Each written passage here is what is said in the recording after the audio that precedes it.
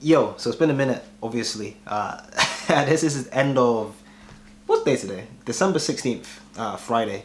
Obviously you're supposed to upload on every week or so. It hasn't really happened. The game, things happen. This I guess is supposed to be like a review or like a wrap-up video. I assume, you can also do something similar. It wouldn't be that difficult, I think. Depending on what you want to review and wrap up. But yeah, end of 22. Celebration, good year. Shout out to everyone who survived COVID or whatever. But how did the first 3 months of T-shirt comedy go? I think it went great. We put out a couple of videos. For me, I did 2 gigs when I went back to London. I did Comedy Cat and I did Rats. I did Rats when I was back. In Bristol, I came back, got something set up, saw some people, went to some like classes, wrote some new material. What else did I do? I kind of like performed to an extent. I didn't really do any like gigs, but I was given like the platform to give a straight 5, which I thought was pretty fun. And I have achieved absolutely nothing. Been uploading videos on my main YouTube channel, which has been kind of fun. And I do have content for T-shirt comedy coming soon. To be honest, Therese, I was waiting for you to drop your video so I can continue with mine. In hindsight, I should have just had a 2-week ongoing strategy and just kept going, which I might do for the next year. That's more of a, I think for me, I'm kind of driven, the competitiveness that drives me is more like, if I know I have to make a video, then I know I've got to do something for it, and that will compel me to do the gigs. Kind of without that leverage, without that crutch, without that push, it was very easy to not do it. And even still, even if I was making videos every 2 weeks as expected, cost of living's been an absolute nightmare. It's been very expensive. It's been very tough. I'm currently working like 3 part-time jobs and still barely getting by.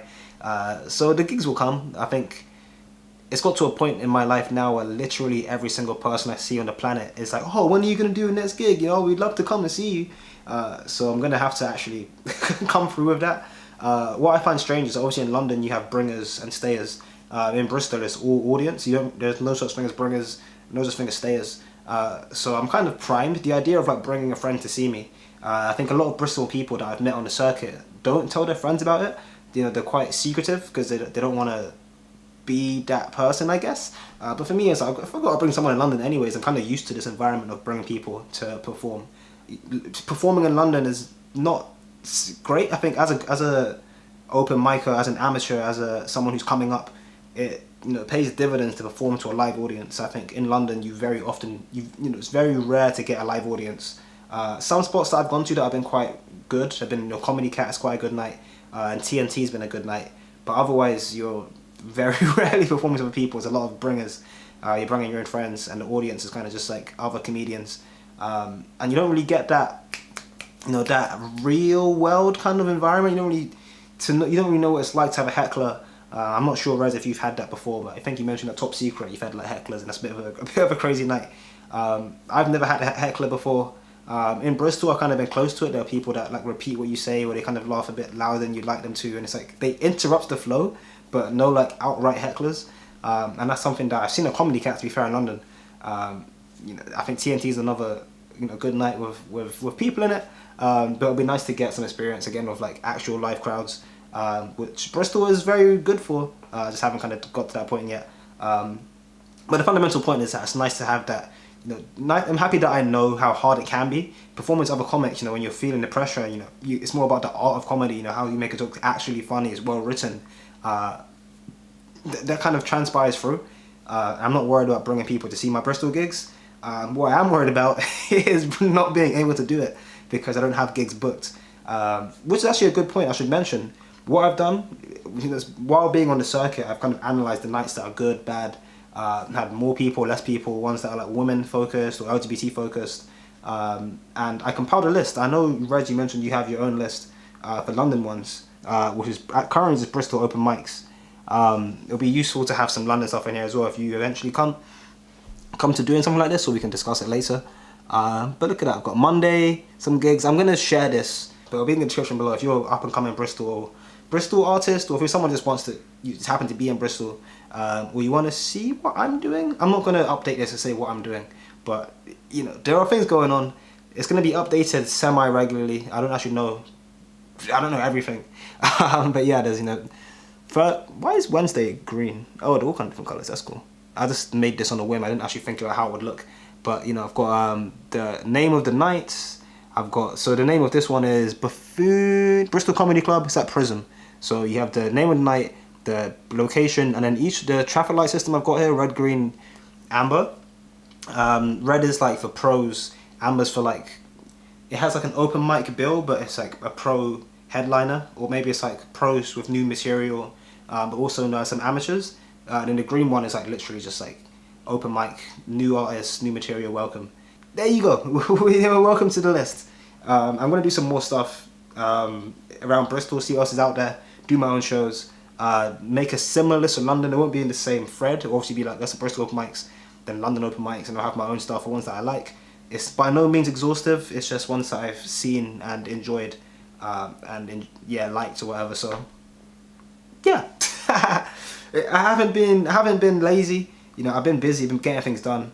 Just the thought of going to gigs. I think the biggest problem with gigs is that you prepare a stellar 5 minutes, but then you sit there for like 3 hours. And there hasn't been a point in my week where, especially living in fish ponds, I think I mentioned this at some point before, but the buses are terrible. The scooters aren't always available. And if I've got to walk an hour and a half from here to town and then an hour and a half back, that's already 3 hours lost in, you know, in transport. On top of that, it's a 3 hours with the gig time that I'm sitting there, or, you know, saying my bit.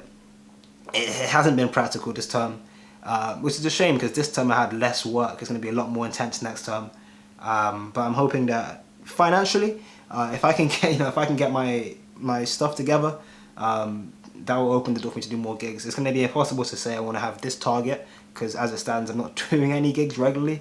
I am doing Angel Comedy on Monday. So by the time you see this video, I'm ending the year on, I think, 14 gigs, excluding poetry. Obviously, poetry was fun, but I'm having to exclude that. It was a funny poem, and you know, it was a funny night. But we ain't doing that one. And excluding the other couple of engagements I had where it's like just on a Zoom call and someone's, oh, you know, give us 5 minutes or whatever it may be. So, you know, I think I'm ending the year on 13.